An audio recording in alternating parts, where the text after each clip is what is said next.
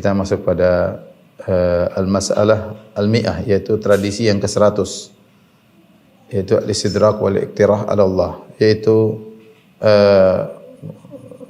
memberi ide kepada Allah, menyalahkan Allah dan membenarkan Allah, yaitu Allah salah mau dibenarin, mau meluruskan Allah Subhanahu wa taala.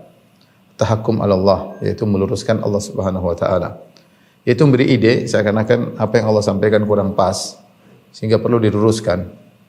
Di antaranya perkataan mereka dalam surat Az-Zukhruf ayat 31, orang musyrikin berkata, "Laula nuzzila hadzal Qur'anu ala rajulin minal qaryataini azim." Ya, mereka berkata seandainya Al-Qur'an ini diturunkan kepada salah seorang yang agung dari dua kota ini, itu dari kota Mekah dan kota Taif. Yaitu jangan turunkan kepada Muhammad, tapi turunkan kepada seorang laki yang agung yang memiliki kekuasaan di dua kota ini, kota Mekah dan kota Taif. Ada yang mengatakan yang dimaksud adalah Al-Walid Ibn Al-Mughirah, yaitu bapaknya Khalid bin Walid, seorang musyrik yang telah Allah bantah dia ketika dia mengatakan Al-Quran adalah in hada ila qaulul bashar, itu perkataan manusia yang Allah katakan sauslihi saqar, aku akan masukkan dia dalam neraka saqar. Itu Walid bin Mughirah, bapaknya Khalid bin Walid, bapaknya musyrik kafir, anaknya seorang pejuang Islam, Saifullah, pedang Allah. Jadi mereka mengatakan Al-Quran tidak pantas diturunkan kepada Muhammad, tapi turunkan kepada Khalid bin Walid, kepada Al-Walid bin Mughirah. Walid bin Mughirah seorang yang sangat kaya raya, yang memiliki harta yang banyak. Di Mekah hartanya banyak, di Taif juga hartanya banyak. Sehingga mereka mengatakan tidak pantas diturunkan kepada Muhammad. Tidak lain menurut mereka Muhammad hanyalah seorang yang biasa, orang miskin, tidak punya apa-apa. Beda dengan Al-Walid bin Mughirah. Ada yang berpendapat maksud mereka bukan kepada Al-Walid, tapi kepada Urwah bin Mas'ud Ats-Tsaqafi, seorang yang tinggal di Taif yang memiliki banyak pengalaman, sering bertemu dengan pembesar-pembesar dari negara-negara luar, pembesar-pembesar Romawi, pembesar-pembesar Persia, seorang yang hebat, seorang yang sering bersafar, sehingga harusnya Al-Quran turun kepada orang seperti ini, bukan turun kepada orang seperti Muhammad. Ini contoh mereka menyalahkan Allah dan mereka meluruskan, harusnya begini. Tentunya ini adalah hal yang salah, Allah berfirman, Allahu a'lamu haitsu yaj'alu risalatah. Allah yang tahu di mana Allah letakkan risalahnya. Allah pilih Muhammad sallallahu alaihi wasallam. Allah tahu kenapa Muhammad, kenapa di Mekah. Itu rahasia Allah Subhanahu wa taala. Mereka aja yang punya ide, mereka bilang tidak pantas kepada Muhammad, harusnya kepada Walid bin Mughirah atau Urwah bin Mas'ud Ats-Tsaqafi. Demikian juga di antara ide mereka, misalnya mereka mengatakan laula nuzzila alaihi al-Qur'anu jumlatan wahidah.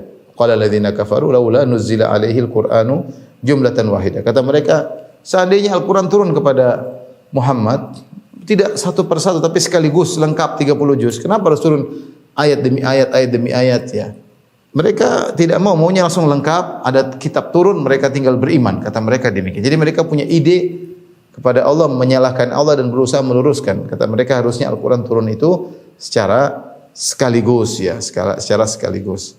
Allah jelaskan, ada beberapa faedah kenapa Allah turunkan Al-Quran secara bertahap, Di antaranya, kadzalika linutsabbita bihi fuadak.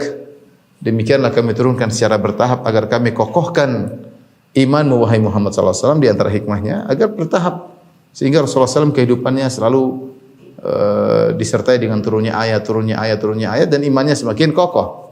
Wa Qur'anun faraqnahu litaqra'ahu 'alan nasi 'ala mukthin wa nazzalnahu tanzila. Di antara faedah Al-Qur'an turun secara perlahan agar Nabi bisa bacakan kepada umatnya dengan bertahap.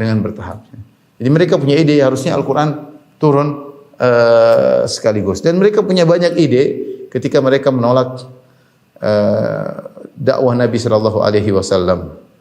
Mereka mengatakan laula unzila alainal malaikatu aw nara rabbana.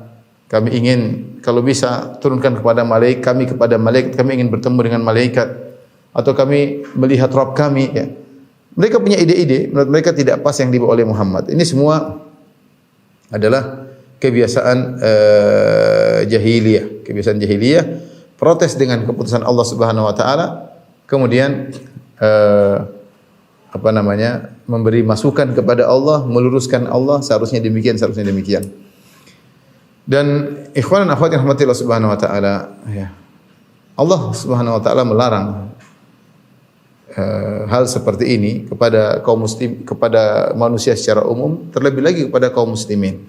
Jangan ada orang yang punya ide kepada Allah subhanahu wa ta'ala.